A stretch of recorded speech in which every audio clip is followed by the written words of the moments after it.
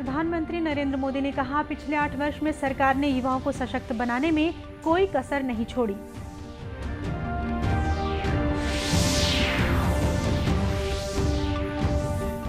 राज्यपाल ने कहा है कि जनजातीय समुदाय को अपनी परंपराओं, संस्कृति, बोली भाषा को सहेजने और उस पर हमें गर्व करने की जरूरत है।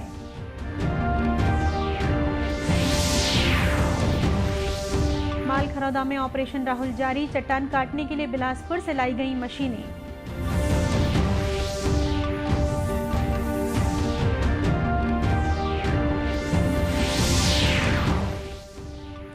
और बस्तर के माओवाद प्रभावित 4 जिलों में बरसों से बंद 260 स्कूलों में इसी सत्र से फिर शुरू होगी पढ़ाई।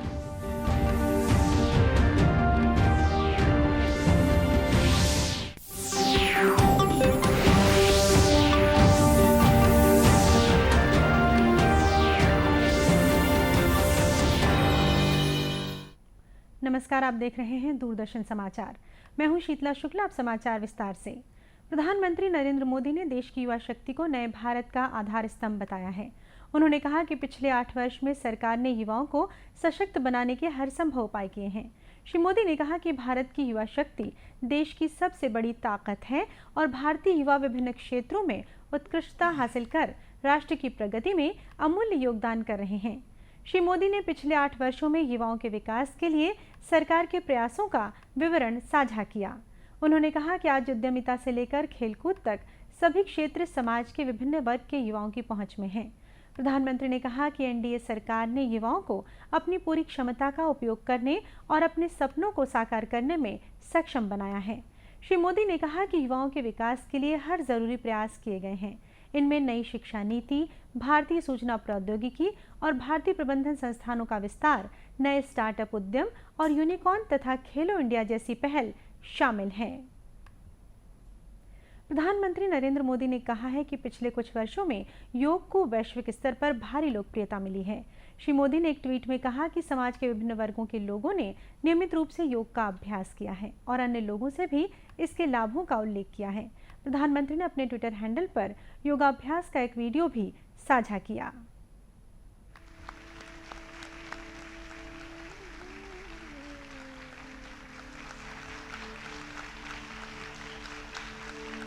I have great pleasure in welcoming the Prime Minister of the Republic of India, His Excellency Narendra Modi, and I invite him to address the Assembly. Mr. Prime Minister. It was a historic day when Prime Minister Narendra Modi addressed the United Nations General Assembly. The world decided to honor the glorious practice of yoga by giving it formal international recognition. योग हमारी पुरातन पारंपरिक अमूल्य then है। योग मन व शरीर, विचार व कर्म, संयम व उपलब्धि की एकात्मता का तथा मानव व प्रकृति के बीच सामंजस्य का मूर्त रूप है। यह स्वास्थ्य व कल्याण का समग्र दृष्टिकोण है। योग केवल व्यायाम भर न होकर अपने आप से तथा विश्व व प्रकृति के साथ तादात्म्य को प्राप्त करने का माध्यम है। यह हमारी जीवन शैली में परिवर्तन लाकर तथा हम में जागरूकता उत्पन्न करके जलवायु परिवर्तन से लड़ने में सहायक हो सकता है। आइए हम एक अंतर्राष्ट्रीय योग दिवस को आरंभ करने की दिशा में नेशनल हेराल्ड से जुड़े कथित धन शोधन मामले में कांग्रेस नेता राहुल गांधी आज प्रवर्तन निदेशालय के दफ्तर में पेश हुए। इसे लेकर कांग्रेस ने दिल्ली में प्रदर्शन किया। इस दौरान कई कांग्रेस नेताओं को हिरासत में भी लिया गया। वहीं भाजपा ने कांग्रेस के प्रदर्शन को लेकर हमला बोला है। केंद्रीय मंत्री स्मृति ईरानी ने एक प्रेस कॉन्फ्रेंस में कांग्रेस पर निशाना साधा। उन्होंने आरोप लगाया कि आज जो गतिरोध कांग्रेस के नेता और कार्यकर्ता राहुल गांधी के बुलावे पर कर रहे हैं, मैं देश को बताना चाहूंगी कि ये लोकतंत्र को बचाने का प्रयास नहीं, बल्कि गांधी परिवार की 2000 करोड़ की संपत्ति को बचाने का प्रयास है। एजीएल के ऊपर राहुल गांधी का, सोनिया जी का मालिकाना हक गैर कानूनी तौर पर संपत्ति पर अधिकार जमाने का एक प्रयास है। इसलिए आज जो गतिरोध कांग्रेस के नेता और कार्यकर्ता राहुल गांधी के बुलावे पर कर रहे हैं, मैं देश को बतलाना चाहूंगी कि ये लोकतंत्र को बचाने का प्रयास नहीं है, गांधी खानदान की 2000 करोड़ की संपत्ति को बचाने का प्रयास है। गौरतलब है कि राहुल गांधी कांग्रेस मुख्यालय से ईडी दफ्तर पहुंचे। इस मौके पर राजस्थान के मुख्यमंत्री अशोक गहलोत, छत्तीसगढ़ के मुख्यमंत्री भूपेश बघेल, पार्टी महासचिव प्रियंका गांधी वाड्रा समेत कांग्रेस के कई वरिष्ठ नेता और बड़ी संख्या में कार्यकर्ता भी मौजूद थे। विधि और न्याय मंत्री किरण रिजिजू कल मंगोलियाई बौद्ध पूर्णिमा के उपलक्ष्य में आयोजित होने वाली 11 दिवसीय प्रदर्शनी के लिए भगवान बुद्ध के 4 पवित्र अवशेषों के साथ मंगोलिया में हैं। ये पवित्र अवशेष गंदन मठ के परिसर में स्थित बट्सगांव मंदिर में प्रदर्शित किए जाएंगे।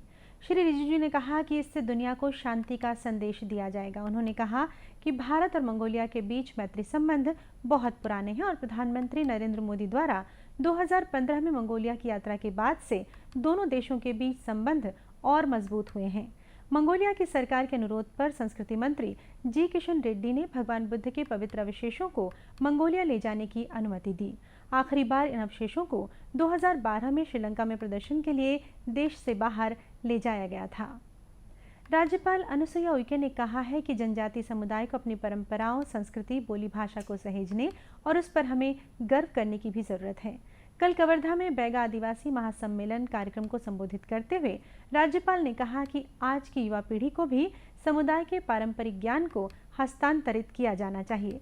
राज्यपाल ने कहा कि बैगा समाज सबसे पिछड़ी जनजाति है। सरकारों ने आदिवासी विकास की दिशा में काम किया, लेकिन उतना विकास नहीं हो सका जितना होना चाहिए। इस दौरान राज्यपाल ने विभिन्न क्षेत्रों में उत्कृष्ट कार्य करने वाले समाज के नागरिकों को प्रशस्ति पत्र प्रदान कर सम्मानित किया। जांजगीर चांपा के मालखरौदा ब्लॉक के पिहरीद गांव में 80 फीट गहरे बोर में गिरे 11 साल के मासूम राहुल को बचाने के प्रयास जारी हैं। बीती रात से सुरंग बनाने का कार्य चल रहा है, लेकिन लगातार चट्टान आने की वजह से ड्रिलिंग तेज गति से नहीं हो रही है। बिलासपुर से आई ड्रिल मशीन से सुरंग बनाने का काम किया जा रहा है। मुख्यमंत्री भूपेश बघेल सारी गतिविधियों पर लगातार नजर रखे हुए हैं। इस ऑपरेशन का सिर्फ एक ही मकसद है कि बोरवेल में फंसे राहुल को किसी भी तरह से सुरक्षित निकालना। रेस्क्यू दल बहुत ही सावधानीपूर्वक राहत और बचाव की दिशा में कार्य कर रहा है। लगभग 20 फीट हॉरिजॉन्टल खुदाई की जा रही है ताकि राहुल तक पहुंचा जा सके। कलेक्टर जितेंद्र शुक्ला, पुलिस अधीक्षक विजय अग्रवाल सहित सेना के अफसर समेत तमाम अधिकारी, एनडीआरएफ और एसडीआरएफ की टीम घटनास्थल पर मौजूद है। कलेक्टर का कहना है कि इस अभियान में ये अच्छी बात है कि राहुल अभी एक्टिव है। हमारा भी रेस्क्यू चल रहा है, जो अभी 3 मीटर की दूरी में राहुल फंसा हुआ है, लेकिन कठोर चट्टान की वजह से ही कुछ दिक्कतें हैं। राहुल की हलचल बनी हुई है। राहुल की सेहत पर डॉक्टर लगातार निगरानी कर रहे हैं। देश में कोविड टीकाकरण का आंकड़ा 195 करोड़ को पार कर गया है। अब तक कुल 195 करोड़ 19 लाख से अधिक टीके लगाए गए हैं। केंद्रीय स्वास्थ्य मंत्रालय ने बताया कि कल 11,77,000 से अधिक टीके लगाए गए। देश में कल 4,592 लोग संक्रमण मुक्त हुए, जबकि 8,084 लोगों में संक्रमण की पुष्टि हुई। कल 10 लोगों की इस महामारी से मौत हुई। इधर छत्तीसगढ़ में कल कोरोना संक्रमण के 20 नए मामले सामने आए हैं और 7 मरीज स्वस्थ भी हुए। राज्य में कोरोना संक्रमितों की संख्या बढ़कर 136 पहुंच गई है। प्रदेश में धमतरी, गरियाबंद, मुंगेली सहित 9 जिलों में इस समय कोरोना के एक भी सक्रिय मरीज नहीं हैं। माओवाद प्रभावित 4 जिलों नारायणपुर, दंतेवाड़ा, बीजापुर और सुकमा में राज्य शासन की पहल से 260 स्कूलों को फिर से शुरू किए जाने का निर्णय लिया गया है। आज से लगभग 15 वर्ष पहले इन जिलों के माओवाद प्रभावित इलाकों में 400 से अधिक स्कूलों को विभिन्न कारणों से बंद कर दिया गया था। अब समुदाय की मांग के आधार पर 260 स्कूलों में इस सत्र से फिर से पढ़ाई शुरू होने जा रही है। इन स्कूलों को औपचारिक रूप से राज्य स्तरीय शाला प्रवेश उत्सव के दौरान ही 16 जून को खोले जाने की घोषणा की गई है। स्कूल शिक्षा विभाग ने इस संबंध में इन जिलों के कलेक्टरों को अपने स्तर पर तैयारियां करने के निर्देश दिए हैं। जारी पत्र के अनुसार शाला प्रवेशोत्सव के दिन 16 जून को जिले की किसी एक शाला का चयन कर वहां शाला प्रवेशोत्सव का मुख्य कार्यक्रम आयोजित किया जाएगा। कार्यक्रम में जिले के प्रभारी मंत्री, जिला पंचायत अध्यक्ष, अन्य जनप्रतिनिधि और संबंधित अधिकारी शामिल होंगे। वहीं मुख्यमंत्री भूपेश बघेल की उपस्थिति में होने वाला राज्य स्तरीय शाला प्रवेशोत्सव ऑनलाइन प्रसारित किया जाएगा, जिसे जिले की संबंधित शालाओं में प्रसारित किया जाएगा। नशे के खिलाफ राजनांदगांव पुलिस विभाग द्वारा निजात अभियान शुरू किया गया है। इसी के तहत नगर में निजात दौड़ का आयोजन किया गया। इस कार्यक्रम में बड़ी संख्या में शहर के लोगों ने भागीदारी निभाई और दौड़ लगाकर नशे से दूर रहने और लोगों को जागरूक करने की प्रतिज्ञा ली। निजात रन को महापौर महिमा देशमुख और पुलिस अधीक्षक संतोष कुमार सिंह ने हरी झंडी दिखाकर म्युनिसिपल हाई स्कूल मैदान से रवाना किया। ये दौड़ शहर के विभिन्न मार्गों, चौक चौराहों से होती हुई वापस म्युनिसिपल स्कूल मैदान में संपन्न हुई। इस मौके पर एसपी संतोष कुमार सिंह ने कहा कि सबकी सहभागिता से नशे को दूर किया जा सकता है। लोग निजात अभियान चला रहे हैं जो ड्रग्स, नारकोटिक्स व अवैध नशे के खिलाफ एक कार्रवाई जागरूकता अभियान है। इसके तहत कार्रवाइयाँ भी हो रही हैं और हम लोग अलग अलग पब्लिक अवेयरनेस के प्रोग्राम करा रहे हैं। आज उसी संदर्भ में एक निजात रन का आयोजन किया गया है, जिसमें उद्देश्य ये है कि एक दौड़ की जाए जिसमें लोगों को ये मैसेज दिया जाए कि हम सभी अवैध नशे के खिलाफ हैं। कार्यक्रम के समापन के अवसर पर प्रतिभागियों को नशे से दूर रहने की शपथ दिलाई गई। गौरतलब है कि पुलिस अधीक्षक संतोष कुमार सिंह के मार्गदर्शन में शुरू किए गए निजात अभियान को अच्छा प्रतिसाद मिल रहा है। आजादी के लिए भारत का शानदार संघर्ष आधुनिक विश्व के महानतम संघर्षों में से एक है। दूरदर्शन समाचार इतिहास की धारा बदलने वालों की झलक रोजाना आपके लिए लेकर आ रहा है। आज हम बात कर रहे हैं स्वाधीनता संग्राम में अग्रणी भूमिका निभाने वाले नेताजी सुभाष चंद्र बोस के बारे में।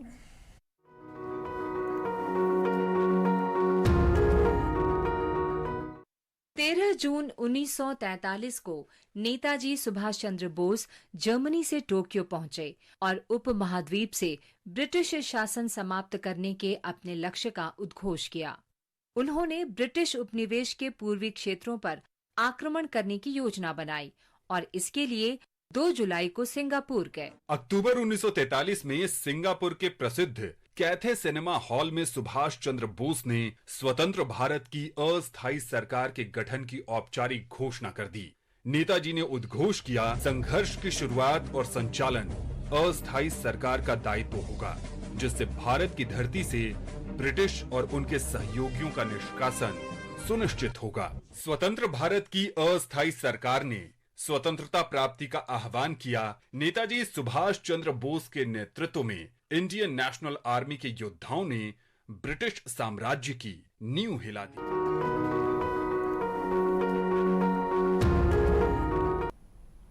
दूरदर्शन केंद्र रायपुर से प्रसारित होने वाले प्रादेशिक समाचार को आप YouTube पर भी देख सकते हैं। हमारे YouTube channel Chhattisgarh DD news पर प्रादेशिक समाचार उपलब्ध रहेगा। YouTube चैनल का लिंक और QR कोड आप स्क्रीन पर देख सकते हैं। अपने एंड्रॉयड फ़ोन से QR कोड स्कैन कर आप छत्तीसगढ़ DD न्यूज़ लिंक पर जा सकते हैं।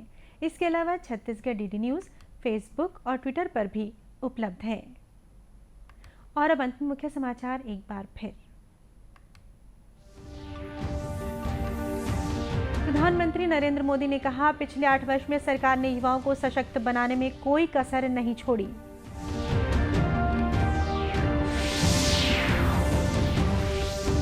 राज्यपाल ने कहा है कि जनजातीय समुदाय को अपनी परंपराओं, संस्कृति, बोली भाषा को सहेजने और उस पर हमें गर्व करने की जरूरत है।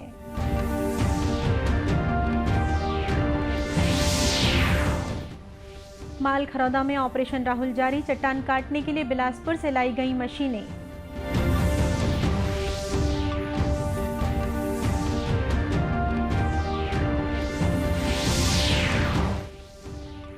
और बस्तर के माओवाद प्रभावित 4 जिलों में बरसों से बंद 260 स्कूलों में इसी सत्र से फिर शुरू होगी पढ़ाई। इसी के साथ ही समाचार बुलेटिन समाप्त हुआ। नमस्कार।